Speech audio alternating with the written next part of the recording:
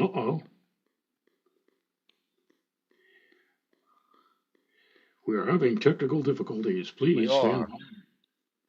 For some reason. Oh, there we go. by. It took a while for the screen to pop up, but it finally did. Okay. High winds, extreme cold, and some snow. I actually wound up nudging up amounts in some places. We're going to talk about that. And the weekend, which is going to be comprised of bitter cold air and the Super Bowl, and an announcement that we will be making at the top of the show. So that's all lying right ahead here on this Thursday night Joe and Joe Weather Show podcast, which if you choose to support us, do it by doing your Amazon shopping and using our referral link that's on the descriptor to this podcast on YouTube. Because when you do, Amazon throws us a little bit of coin for sending you there. It doesn't cost you 1 cent out of your pocket. And as a result, our live Joe and Joe Weather Show podcast, which you are watching right now, is commercial free. And we appreciate very much those of you who have done your Amazon shopping via our referral link. And if you're still in need of a weather station, Tempest by WeatherFlow. Get the revolutionary Tempest weather system. Join the fastest growing observing weather network on the planet, Joe Rayo. And the link for this is pinned to the top of the chat board, and it's also on the descriptor to this podcast. And if you use our coupon code, You will get 10% off. The coupon code is winter, and what a winter it's been. Winter 2026. yes. So the special announcement tonight, Joe, stems from I don't know if you know this, but I'm very close with all the high level executives at NBC, um, once known as the Nothing But Crap Network, because they're carrying the Super Bowl. They called me today and they begged us not to have a Joe and Joe Weather Show podcast on Sunday because of the Super Bowl, in fear of destroying their ratings. And I suggested, well, you know, what we could do is we could do the Joe and Joe Weather Show podcast during the halftime. Halftime show, yes. Right, during the halftime show, when, somebody I called Large Rabbit or something like that is going to be performing. Um, but they asked if we not do the show, but they promised that the next time NBC has the Super Bowl, that they would consider uh, the Joe and Joe Weather Show podcast as the halftime entertainment. So I think that's we're not having a show Sunday. okay. So we'll be off on Sunday, and I'm really surprised the way this has worked out because NBC has been for weeks and weeks and months splashing the news that they have exclusive coverage to the Olympics. Well, the Olympics starts tomorrow, the Winter Olympics, Well, I no and no. Actually, Joe, they started tonight. They were showing on CNBC the mixed doubles curling competition. oh, really? I sat there watching it for about 30 minutes, and I'm like, can somebody just explain to me what the point is? Okay, what are they doing? And you're hearing all this analysis and about the shoes and the ice and the stones and all the the broom and all Right, the rest of it. And it's like right. I'm not, and they're like, I mean, I kind of guess it's sort of like bocce on ice without Italian men in Yes, suits. yes. Okay, drinking espressos. That was But the funniest line. That was the funniest line, by the way, in the movie Splash, when Daryl Hannah as the mermaid makes her first appearance. I think it was on Liberty Island, and she's totally naked, and the tour guide at the Statue of Liberty is going through his probably his umpteenth time of reciting this, all about the Statue of Liberty. He gets one look at Daryl Hannah and says, "Bocce balls." well, anyhow, welcome tonight to everybody on the chat board and those of you who are lurking in the background. We love the lurkers here on the Joe and Joe Weather Show podcast. As we said, there's no show on Sunday, but normally we're here Sunday through Thursday at 7:35 p.m. And when there's a storm around, the occasional Friday and Saturday. Tomorrow's night's weather system does not qualify as such a storm because this is overall a minor event. Although I will say, Mr. Rayo, judging from everything I looked at today, particularly the NAM and a few other of the short range models, that um, I think if you're on Long Island and perhaps southern Connecticut into southeastern New England, uh, be advised that it may be an inch or two, but it might wind up being a little bit more in some places. This is a sort of setup that in past years, depending on how it evolves, somebody winds up getting a surprise.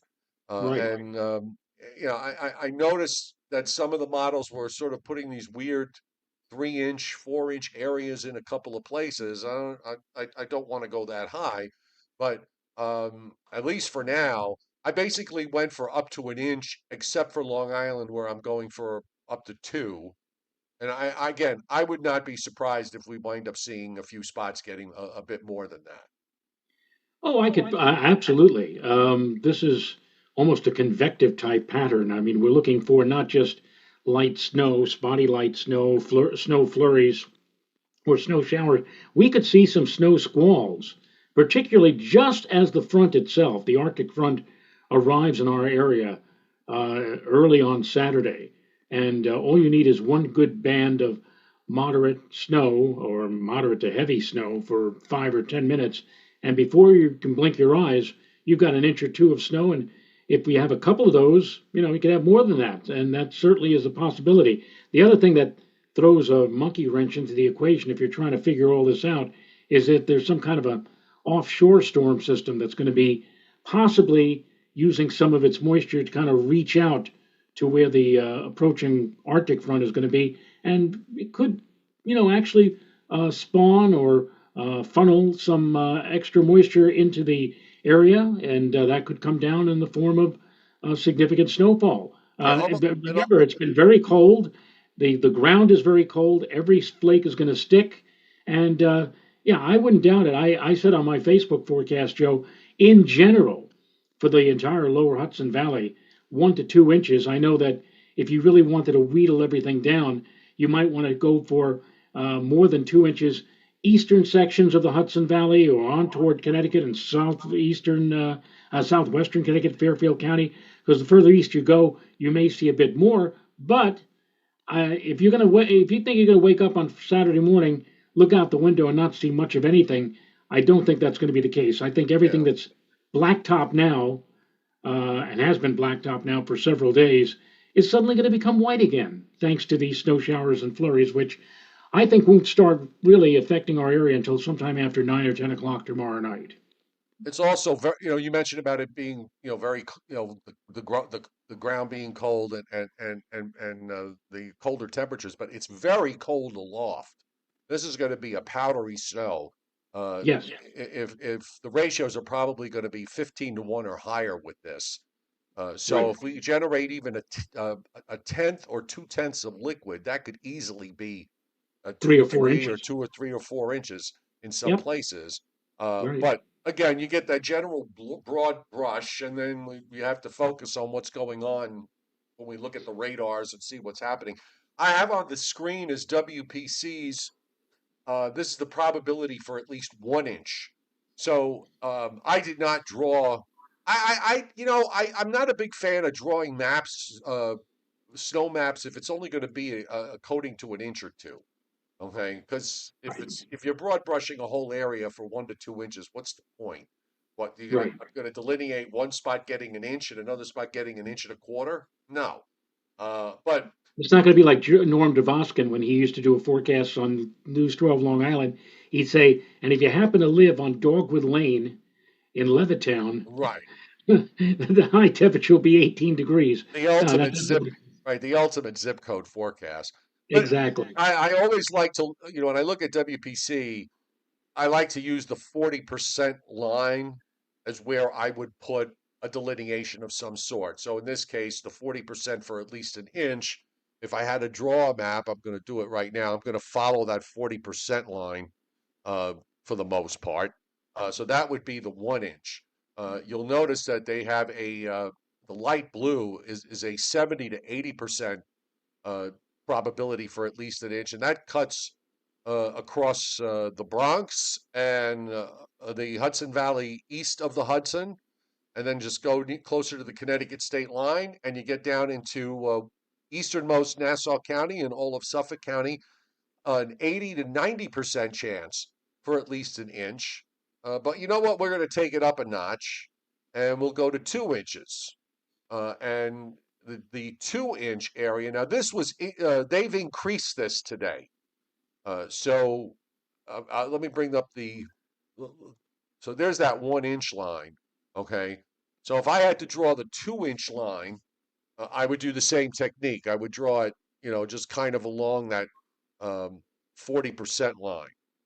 And there you have it. So that would be, if you go by this, anywhere to the east of that line is good for 2 inches, and in fact, over all of Suffolk County, maybe westernmost Nassau County, on this map, that is a 60 to 70% chance for at least two. And if we want to go one notch up further, because they actually do have a low probability for four, but that lighter green is a 20 to 30% chance for at least four over uh, eastern Nassau, western Suffolk County, and then over the East End. So, that's a little bit low for me. So I wouldn't put a 4 inch line in there based on only having a 20 to 30% probability. But as we said when we started all this, that it's not impossible. And if you look at how the lines are drawn, the way the edges are drawn around the colors, it suggests that there's some kind of inverted trough or a Norland trough maybe that's on that surface low that's going to be developing out in the ocean and swinging around from east to west. So that's what we're going to have to keep an eye on. Right. In fact, that crossed my mind that it might be one of those Norland Trop features, which over the years, you say, how did that happen? Oh, Well, I can remember some Norland troughs in a few cases on Long Island where I got, everybody had like maybe 2 or 3 inches, and I had 6, 7. Suffolk County and some places to the east in coastal Connecticut that would have like 6, 7, or 8 in a small zone. And it's sort of, as a forecaster, you throw your hands up in the air and it's like, how am I supposed to forecast that? And the tools at the time were a bit more primitive, so you really didn't get to see it. You had to kind of guess, which is sort of yes, what yes. we do anyway, but at least we have more better tools to work with now. There was that one case in December, I think, of '92. Not '92. December. It was. I think it was December of maybe either it was probably in the late '80s. And Yeah, yeah, that was the one where I got a foot. yeah, Uh, I was in Queens working at a private forecast service, and we were hearing all these stories. I was like, "What the hell are they talking about?" Got on the Cross Island Parkway, and there used to be an EJ Corvettes. Remember that? yeah, As you right at the got off the Douglaston exit. and yeah, and as soon as you got onto that exit, and we started heading east, we started seeing the snow, and it started. I said everything was starting to turn white, and like, oh my God, this is crazy. Whatever. I think Tom Grant, our friend from the National Weather Service from many years ago, he put out a weather statement, and he said, I think the end of the statement says, "We stopped being forecasters and became observers." There Right. was nothing that anybody could do in that situation. Landlords are advised to shovel walkways under extreme conditions. So at the moment, we don't have any winter weather advisories, but we do have winter sweater advisories up because on the watches and warnings map, all of this area I don't know what color that is. It's a sort of a blue, I guess. Uh, Teal. Maybe. For me, it's either red, blue, green, or yellow. All those other like, mauve and teal and all the rest. I don't do those. But Yeah. we have the Weather Service warning for extreme cold from northern Maine all the way down into northwestern Virginia and into West Virginia.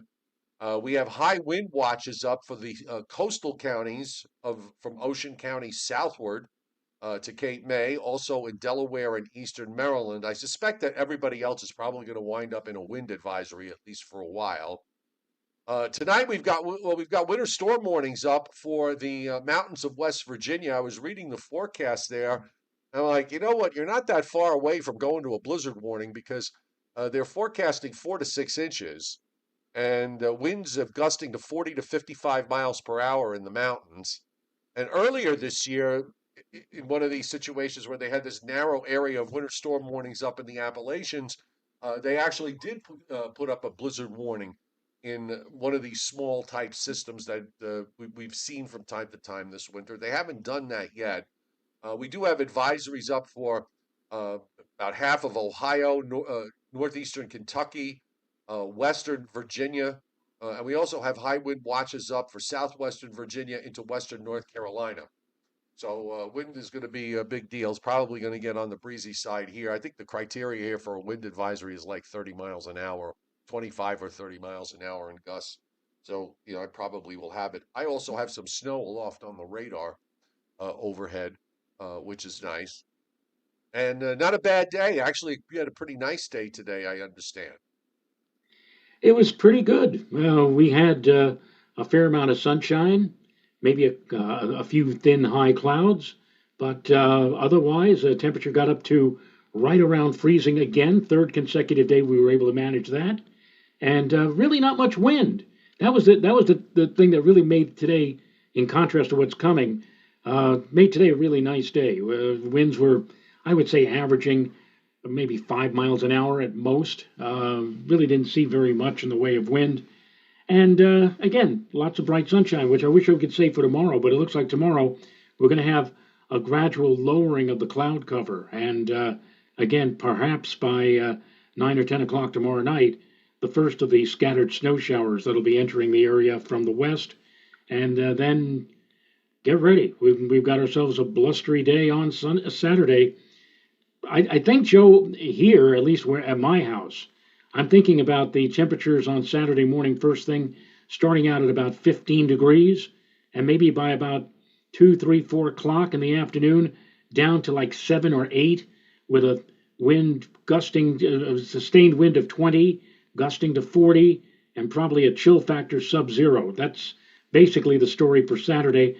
Lots of sunshine, I think, for Sunday, and I also think not anywhere near as windy as what we're going to see on Saturday. So I know it's difficult when the temperatures are probably not likely to get much above 15 on Sunday to say not as harsh, but with less wind, it won't be quite as harsh. It'll be meat locker cold on Sunday as opposed to what we're going to see on Saturday with all those gusty, strong winds and rapidly dropping temperatures. The system we're dealing with is still up in Canada, and it's sitting there on the just along the shores of Hudson Bay with warm front, cold front, and that is dropping south southeastward rather quickly. And there's going to be an arm that's going to swing around. And in fact, you can already see it on the satellite. You also could see again, and this is I don't know how many times has this happened this winter, where the northern energy is totally mistimed with what's going on off the southeast coast because we do have a low that is moving out to the northeast offshore. And, the timing here, one needed to be 12 hours slower, the other one needed to be 12 hours faster. There's actually going to be a second low that's going to develop when the energy from the upper trough translates it to something off the New Jersey coast by a fair distance, well offshore, on Friday night and Saturday. But had this timed out better, it would have been a very interesting. We would be on tomorrow and Saturday. Let's put it that way. If this had timed out a bit differently. Radar tonight showing some snow in eastern Michigan, southward. Kind of gets a little patchy when you get into Kentucky and Tennessee, and here I am. We just had a little bit. Some snow went by at least aloft. I was just outside a little while ago. I didn't see anything. And there was moisture in the Carolinas all day today, in the eastern Carolinas with some freezing rain, and uh, that moisture is now slid off to the east. Otherwise, the radars are very quiet. There's some streaky light showers moving northwestward from Arizona into Southern California. See the movement in that direction usually in the summertime, not necessarily in the winter, but because there's a big ridge to the north, you're getting an east wind aloft, so you're getting some showers here, mostly light showers that are going on in the southwest. And as far as precip over the next 7 days, in the Northeast and Mid-Atlantic states, we're looking from anywhere from a few hundreds to maybe some places getting a quarter of an inch total. A little bit more around the lakes in north central New York and southwestern New York and western Pennsylvania and eastern Ohio, down into West Virginia, where we're looking at half to three quarters. And there's a little dot of purple there in the mountains in West Virginia, probably around Snowshoe, of an inch and a half of liquid. So that's going to be uh, more than most of this is front end loaded. There's some back end stuff maybe, but there's most of this is front end loaded with tonight's system. So I want to just show what the Weather Service is doing with snow amounts here. And you'll see it's a population of ones and twos everywhere. Ones and twos up in New England, ones and twos with the occasional three in upstate New York. You get into some 4, 5, and 6 inch amounts along I-90 on either side. Syracuse with about 4. Then go into southwestern New York and into northwest PA and northeast Ohio, back to Cleveland. You've got some twos and threes, and then you head down into the mountains, southwestern Pennsylvania, southward down through West Virginia and westernmost Virginia, where you're looking at some 5, 4, 5, and 6 inch amounts being indicated there. So I think that's a pretty fair assessment in terms of a forecast. I mean, unless you're really brilliant and you think that you can figure out the odd spots that are going to may wind up with more than two. Um, you could throw a you want to do that, fine, but I think the forecast of an inch or two is area wide is pretty fair. I think so too. I think this is not exactly going to be a completely moisture starved system as it comes across the area, but there really isn't all that much moisture to work with. But the key that you just mentioned a few minutes ago, Joe, so cold that the puff or fluff factor is really going to be quite high. So you don't really need a whole heck of a lot of moisture to produce an inch or two or three of snow from a setup that we're looking at. So here we go. Here's the GFS, and there's your snow. This is at 7 o'clock tomorrow night. Not quite in, just about getting into eastern Pennsylvania at that time. By 1 a.m., it's snowing in most places. Long Island gets into it probably a little bit after 1 a.m., and you see it here. And you also see that next coastal low. Here's the first one that's going on out now, and then the next one that generates way to the south and east. But there's an arm that extends northwestward, just kind of interacts with that upper trough. That's where you have to be a little bit careful for the areas that we mentioned: Long Island, southeastern New England, southern and southeastern Connecticut, and Rhode Island. And then, of course, the bitter air that comes in behind it. The gradient gets very tight starting Sunday morning. And in fact, just Saturday looking at, morning. I'm sorry, Saturday morning. You're right. I'm sorry. So just want to take a look here.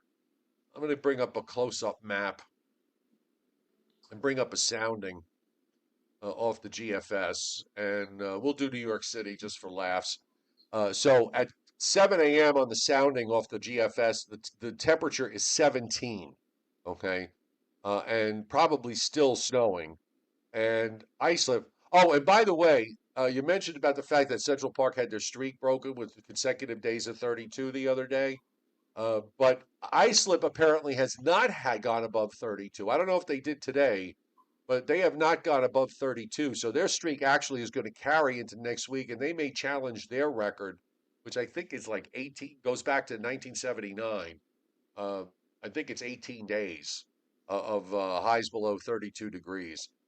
Here's a sounding at Islip. It's 27 there. So the cold air is just about to arrive. It's already arrived in New York City. And if we jump to 1 p.m., and I'll take a sounding around the same spot near New York City, it's 12. And by 7 p.m., in the New York City sounding will give us a temperature of 7. 7. So this is it's gonna get cold. It's gonna get cold, and the gradient's gonna be tight, and the wind chills are gonna be down around -10, or maybe even a bit lower than that. And it's, you're right. The gradient does relax somewhat on Sunday. It's still a bit breezy though in the afternoon and evening. Oh There's yeah. still some isobars there, but we'll come off the peaks. And if you're looking for a warm up in the Northeast and Northern Mid Atlantic states next week, you're going to have a real tough time finding it, because we are probably going to have something come down. Now, not some of more of the models have it today than yesterday, but there's a low that's in southern Michigan on the GFS. The icon kind of has it the same way. That slides southeastward Tuesday night and Wednesday. Now, how it slides and what holds together remains to be seen. But the boundary seems to be setting up, at least the way the GFS has it, somewhere in southern New Jersey, and there might be a chance that we could see some snow here Tuesday night into Wednesday morning of this coming week. And then it gets cold again behind it. Got another high up and over Lake Superior. Cold air covering the Northeast, the Mid Atlantic, the Great Lakes. Not as extreme as this, okay, but definitely below normal. And it's likely to stay cold pretty much all of next week. Now, after that, we might see some genuine moderation as the pattern does do a little bit of an adjustment in the longer term. So, uh, you know, maybe I think the best way to put this is, based on what I'm seeing in the upper air, that the what seems to be has been the endless teleconnecting of Arctic air masses coming down. That may come to a stop, but there still is going to be some winter weather to deal with over the next 4 or 5 weeks for sure. So you're disagreeing with the folks over at NOAA's Climate Prediction Center, who has virtually the entire country in above normal in Next terms week, of temperature. Excuse me? for next week, I think on the 6 to 10, and also especially on the 8 to 14, they've got here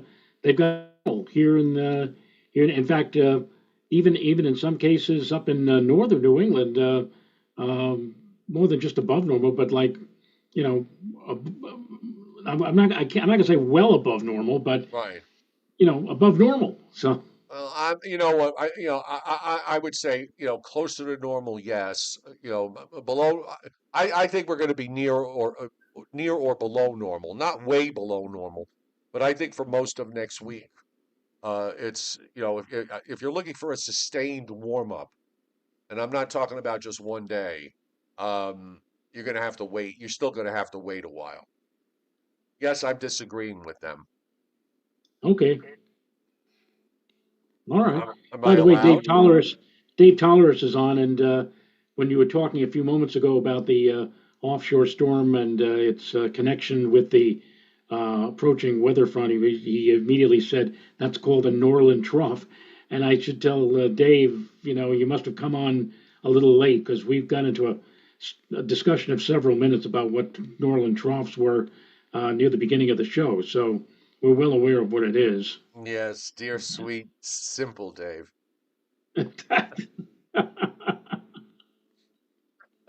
He still can't get over the fact that the Eagles are not in the Super Bowl. Oh, good Lord. Uh, Ruben Weather, I swear, Joe, he's driving me crazy. No, he's no Valentine's Day storm. And I said this oh, last yes, night. let's bring this up because this was, part of the conversation for the last number of days all over the place. It's Uh, gone. There's no evidence of anything happening for Valentine's Day weekend. It's gone. Now, look, I will allow for the fact that sometimes the models lose it in that mid-range period, which we're kind of in because it's still a week, it's a week away, and it might magically come back tonight or tomorrow. But right now, it ain't there. It's not on any. No model shows anything next weekend. Nothing. Zero. Not a flake. Not an ice pellet. Nothing.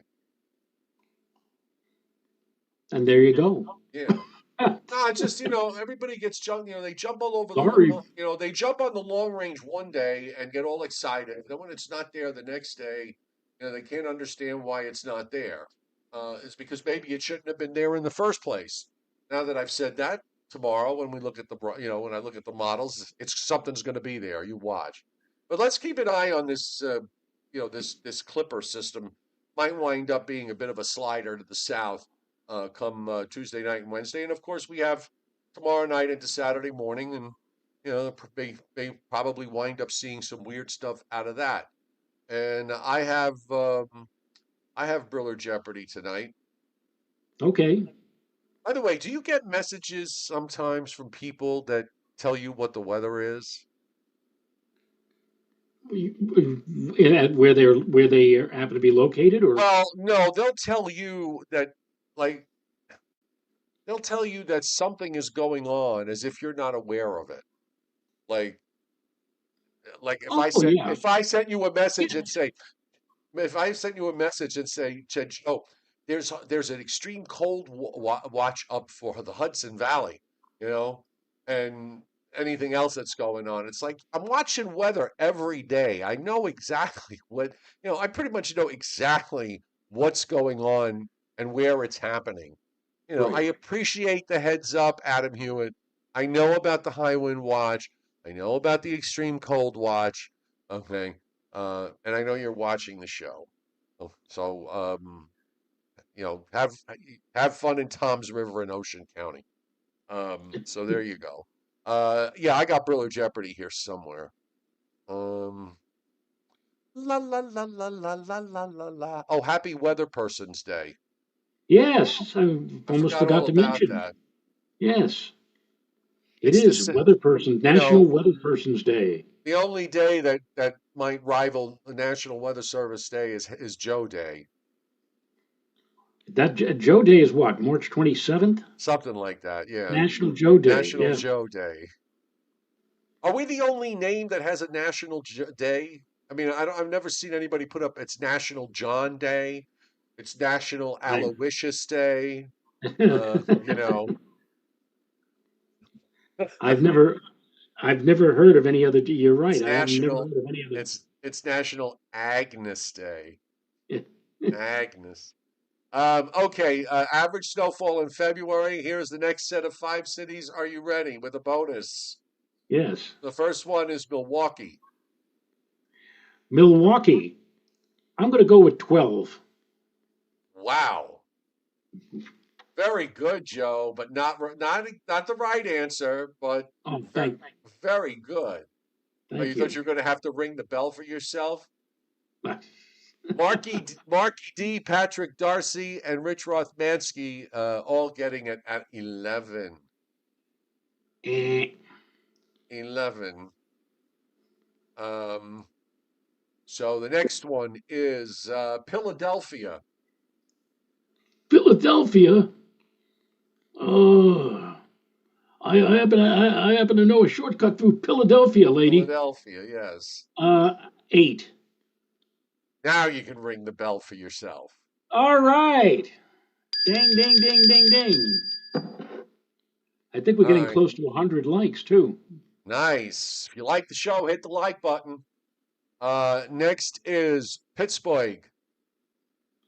Pittsburgh, Pennsylvania, hometown of Bruno Sammartino, the great living legend of pro wrestling. Is he Um, still with us? no, he's Oh, not. he's not? No, he died about I don't know, like 10 years ago or whatever, Oh, okay. Well, or eight or 10 years ago. news travels slow in these parts, Joe. All right. So what do we have for Pittsburgh? Um, I'm going to say 8. Too low. Pat BFD, Leon Probitsky, Marky D, with an even dozen, 10, 10. Um, no, Reuben Fairchild. You know what? You 100 likes, Jim. start watching Me TV, and then you'll begin to after about I don't know if after you go through enough shows over maybe a 3 to 5 year period, you'll start to understand where these references are coming from. Portland, Oregon. Portland, Portland, Oregon. Oregon. Hmm. Um, Gee, I don't think they get all that much in February. I'll say I'll say 3.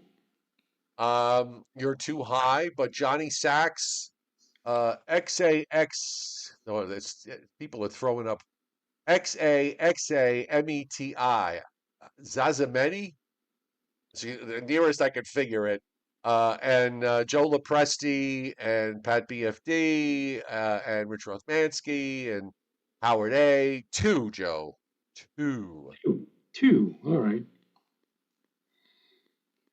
2. And And next we have Providence. Rhode Island, Mm-hmm. Providencia.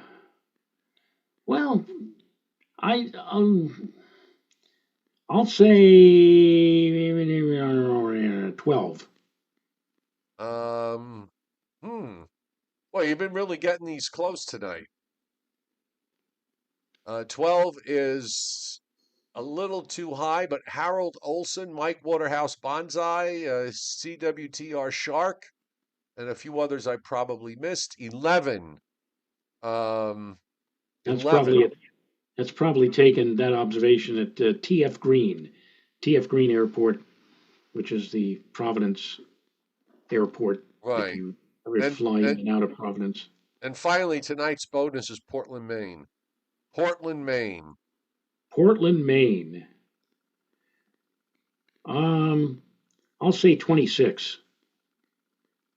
26. Yes. That is high. That's high. Okay. Let's see.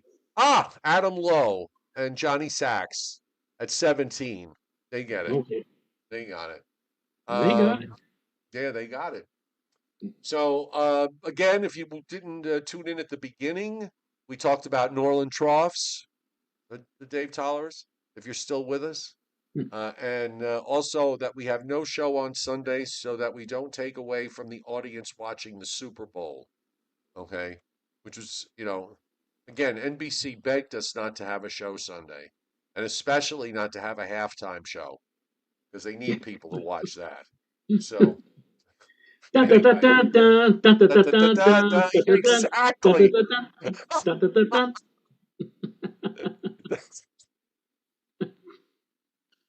Da. That would be our halftime show. We'd get the Flintstones birthday cake with the dancing girls coming out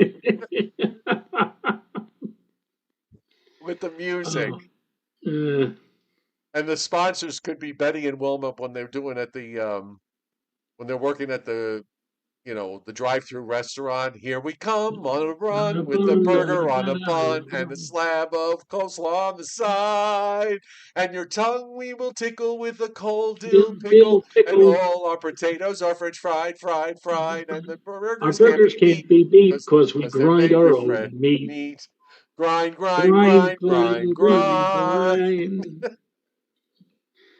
I tell you, when I first saw that cartoon, that particular episode of Flintstones, I was maybe 8 or 9 years old, and I didn't understand why when they got to the part about grind, grind, grind that Fred and Barney like fainted on the floor. Yes.